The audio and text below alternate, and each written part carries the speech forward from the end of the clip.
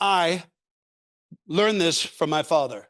Strength and honor, without a doubt, are the number one principles that I must live by.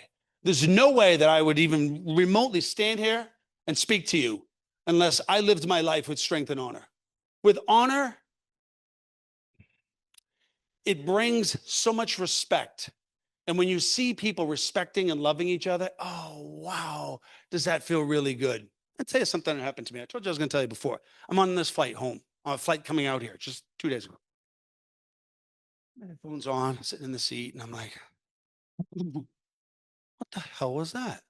I look over, and there's a lady on the floor. She's out. 86-year-old woman, Alicia. Down she goes.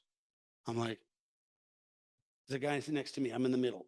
So I can't access her. He's a big kid, too, big muscular guy.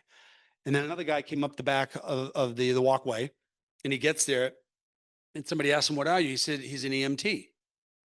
Okay, EMT should be able to handle this. It's probably no big deal. But I'm standing up and I'm watching it, and I'm watching it, and I don't like what he's doing. I'm like, okay, now it's time. I ask a few questions. Everybody's nervous, right? You've got all the flight attendants there. The captain's on the phone and he wants to know what's going on. Everybody's writing stuff down. It's a shit show of everything happening at once, right? Finally, I'm like, hold the fort. Excuse me, buddy. I got to get up. Are you a doctor? Yes, I am.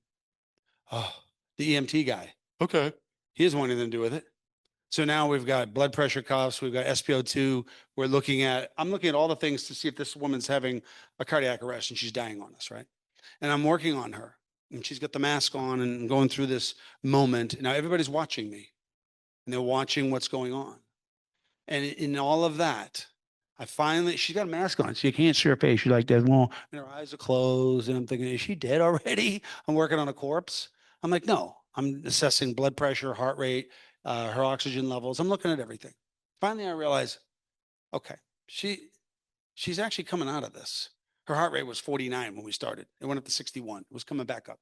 So I had a woman that was doing interpretation. She speaks Spanish because this woman who was ill, her friend who was like 2'3", was like, she's walking down.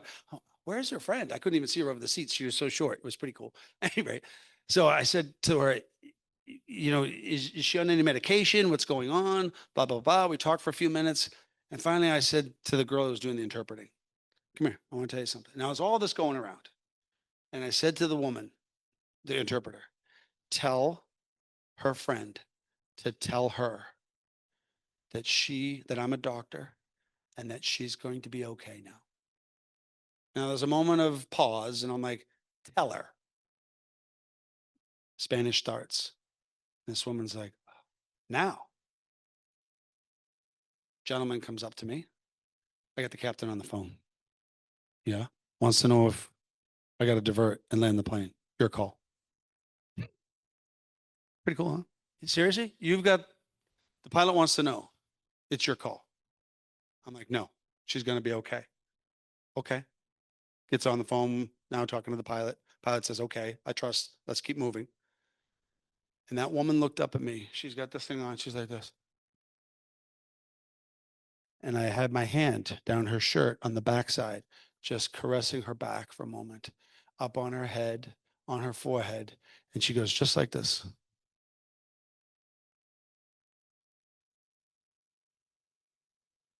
And I was like, wow. I mean, it was the most intense thing I ever saw. And immediately I thought, she's seeing an angel in that moment.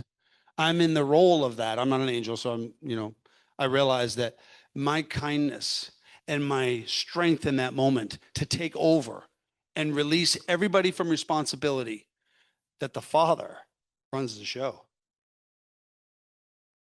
And in that moment, that was all bestowed upon me. So the question is, did I arrive there to come here to talk to you? Or was it for me to help save a person's life?